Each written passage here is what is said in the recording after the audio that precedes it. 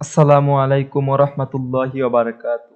আশা করি আল্লাহর অশেষ রহমত ও মেহেরবানিতে আপনারা সকলেই ভালো আছেন। আপনারা দেখছেন হৃদয় থেকে পাওয়া। আরিফ, এখানে বিয়ে না করার কারণ কি আছে? আয়েশা, আপনাদের কি ইমান ঠিক আছে বলে আমার মনে হয় না। আরিফ, আপনি কি জানেন আমাদের হিজবুত তাওহীদের ব্যাপারে একমাত্র সঠিক দল আমরাই আছি যারা নাজাত প্রাপ্ত। আয়েশা, নাস্তিক মুফাসসিল তো বলেছিল আমাদের কোনো দেশ নেই, আমাদের কোনো জায়গা নেই, আমাদের নিরাপদ কোনো স্থান নেই। অতএব আমরা নাস্তিকরা যদি প্রতিষ্ঠিত হতে চাই তাহলে আমাদের একটি দল খোলা লাগবে, যে দল কথা বলবে আল্লাহ ও তার রাসূলের, কিন্তু মতবাদ প্রচার করবে আমাদের নাস্তিকদের। এরপর নাস্তিক আসাদ নূর হিজবুত তাওহীদের আসাদ আলীকে বলেছিল, আসাদ ভাই, আমি একটা কাজে ব্যস্ত আছি, আমি আপনার রিপ্লাই দিতে পারছি না। আমরা হিজবুত তাওহীদ নিয়ে দেখছি, আপনারা কাজ করে যান। এই সমাজ সংস্করণে আপনাদেরকে আমাদের খুবই দরকার। আপনারা এই জাতি ও আমাদের জন্য খুবই উপকারী। আপনারা আপনাদের কাজকে এগিয়ে নিয়ে যান, আমরা আপনাদের সাথেই আছি। কিছুদিন আগে যখন মাওলানা তারেক মনোয়ারের বক্তব্যকে কেন্দ্র করে নাস্তিক আসাদ নূর আল্লাহ এবং নবী সাল্লাল্লাহু আলাইহি সাল্লামকে গালাগালি করে তখন নাস্তিক আসাদ নূরকে প্রেশার ক্রিয়েট করা হয় ফেসবুকের মাধ্যমে। তখন নাস্তিক আসাদ নূর বলেছে, আমরা আল্লাহ, নবী এবং ইসলাম নিয়ে কিছু বলবো না যদি কাদিয়ানি, শিয়া ও হিজবুত তাওহীদকে কথা বলার সুযোগ দেওয়া হয়।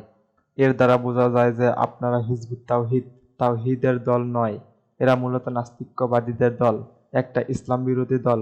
বুঝছেন আরিফ সাহেব? আরিফ, এইসব ফালতু কথা, আমরাই হক দল, আর যারা আছে সবাই বাতিল।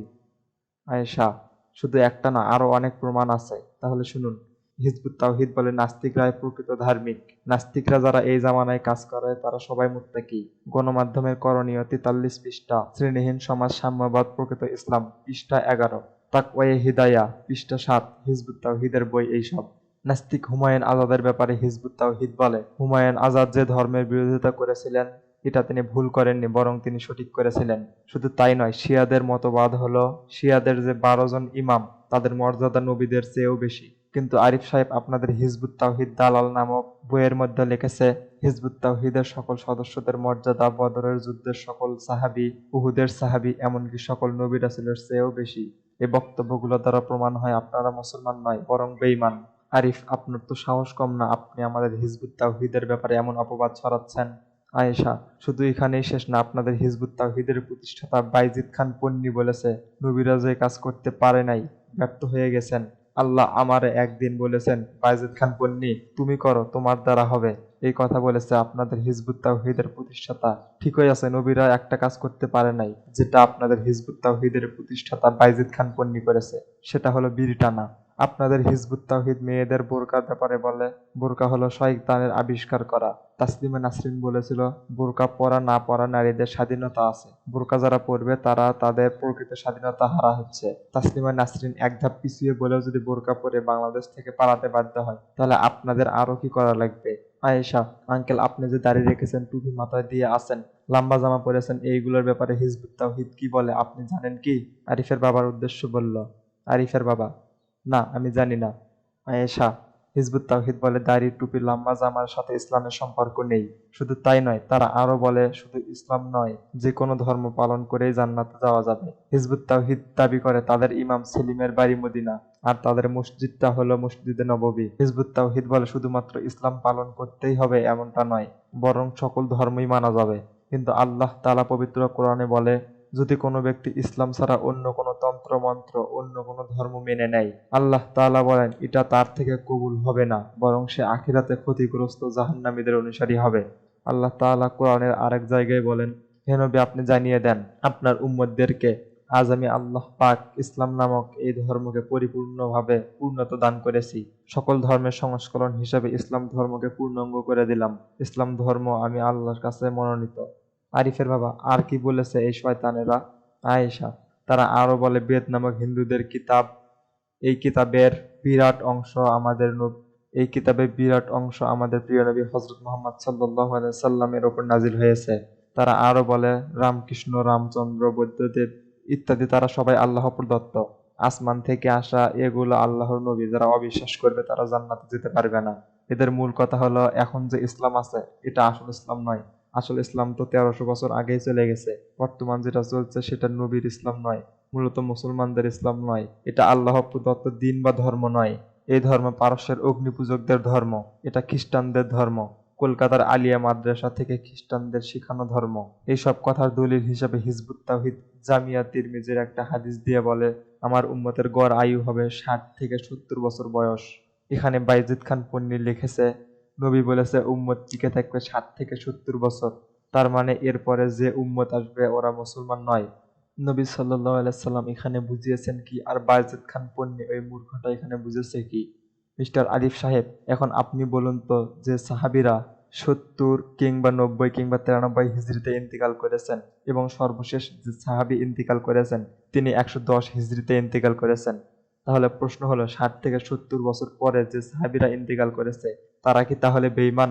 কিছুক্ষণের জন্য আপনার হিজবুত তাওহীদের বক্তব্য মেনে নিলাম, 100 হিজরির পরে মৃত্যুবরণ করলে যদি বেঈমান হয়ে মারা যায় আপনাদের হিসাব, তাহলে এখন 1300 বছর পর আপনারা হিজবুত তাওহীদ তাহলে কি? আপনারা যে কাফের সেটা অন্য কাউকে দলিল দেয়া লাগবে না, আপনাদের দলিলে আপনারাই কাফের। আরিফ, আব্বা আম্মু তোমরা থাকো, আমি গেলাম। আরিফের বাবা, কোথায় যাবি? আরিফ, আমার একটু কাজ আছে, মনে ছিল না, মাত্রই মনে হলো, তাই বাইরে যাব। আরিফের বাবা, আর কি বলেছে মা? হিজবুত তাওহীদ বলে যদি কেউ কালেমা পড়ে, এরপরে যদি চুরি করে, ডাকাতি করে, জিনা করে, হত্যা করে, এমনকি ধর্ষণ করে, এতে কোনো সমস্যা নাই, সে জান্নাতে যাবে। হিজবুত তাওহীদের ইমাম সেলিম বলে, হুজুররা ধর্ম ব্যবসায়ী, তারা ধর্ম ব্যবসা করে খায়। হিজবুত তাওহীদের কাছে ধর্ম মানে মানবতা, এবং তারা তাদের বই এর সব জায়গায় লিখেছে তাদের ধর্ম হলো মানবতা। সিস্টেমটাকে পাল্টাই। এই বইয়ের 18 নম্বর পৃষ্ঠায় হিজবুত তাওহীদ লিখেছে, মানুষের ব্যক্তিগত ধর্ম পরিবর্তন করা ইসলামের উদ্দেশ্য নয়, মানে অন্য অন্য ধর্ম অবলম্বীদেরকে মুসলিম বানানো এটা ইসলামের উদ্দেশ্য নয়। এবং মহাসত্যের আহ্বান এই বইয়ের 105 নম্বর পৃষ্ঠায় তারা লিখেছে, আমরা ইসলাম, বৌদ্ধ, খ্রিস্টান ইত্যাদি বা বিশেষ ধর্মের প্রতি আকৃষ্ট করছি না। আমাদের কথা হচ্ছে যার যার ধর্ম বিশ্বাস তার কাছেই, সবার ঊর্ধ্বে মানবতা। এই বইয়ের 10 নম্বর পৃষ্ঠায় লিখেছে, মানবজাতির বর্তমান পরিস্থিতিতে কাউকে কোনো বিশেষ ধর্মের দিকে আকৃষ্ট করাকে গুরুত্বপূর্ণ মনে করছি না। হিজবুত তাওহীদের আরো একটি বই, গণমাধ্যমের করণীয়, এই বই এর 43 নম্বর পৃষ্ঠায় লিখেছে, ধর্মটাই হলো মানবতা। নামাজ, রোজা, হজ, যাকাত ইত্যাদি এগুলো কোনো ইবাদত নয়, বরং ইবাদত হলো মানব সেবা করা। ইসলাম ধর্মকে তারা নরকীয় ধর্ম বলেছে। তারা বলে ইসলাম এটা শান্তির ধর্ম নয়, এটা নরকীয় ধর্ম। ঠিক বর্তমানে এই কাফের হিজবুত তাওহীদ এর মতো আরো একটা দল রয়েছে যারা কাফের, এদের নাম হলো কাদিয়ানী। আল্লাহ তাআলা এদের সকলকে যেন হিদায়াত দান করেন, আর যদি হিদায়াত না থাকে তাহলে যেন উৎখাত করে ফেলেন। আমিন। আল্লাহ তাআলা আমাদের সকলকে আমাদের ঈমানকে হেফাজত করার তৌফিক দান করুন। আমিন। হিজবুত তাওহীদের ভণ্ডামের ব্যাপারে আরো জানতে চাইলে মুফতি রিজওয়ান রফিকি হুজুরের হিজবুত তাওহীদ নিয়ে লেখা বইগুলো পড়তে পারেন। আয়েশার আব্বু, ছি, আমি এ কোন ছেলের সঙ্গে আমার মেয়ের বিয়ে দিতে চেয়েছিলাম? আমি তোর কাছে লজ্জিত মারে। আয়েশা, আরে বাবা তুমি কি বলছো এইসব? তুমি সব না জেনেই করেছিলে। আরিফের বাবা, সরি রে বন্ধু, আমি জানতাম না আমার ঘরে মুসলিম নামক কাফের বসবাস করছে, তুই আমাকে ক্ষমা করে দিস। আর আরিফ, তোকে তো তোর নাম ধরে ডাকতে আমার লজ্জা করছে, আজ থেকে আমার বাড়ির দরজা তোর জন্য বন্ধ। যেদিন তুই এই সব কিছু ত্যাগ করে খাঁটি অন্তরে তওবা করতে পারবি সেই দিন তুই আমার বাড়িতে আসবি, না হয় আর আসবি না। তুই আবার ভাবিস না তুই তওবা না করে হিজবুত তাওহীদের কাছে চলে যাবি, তাহলে আমি তোর ব্যাপারে আইনের সাহায্য নেব। আর বন্ধু ভালো থাকিস, চললাম। তারপর আরিফের বাবারা চলে গেল, আর আয়েশা চলে গেল তার ঘরে।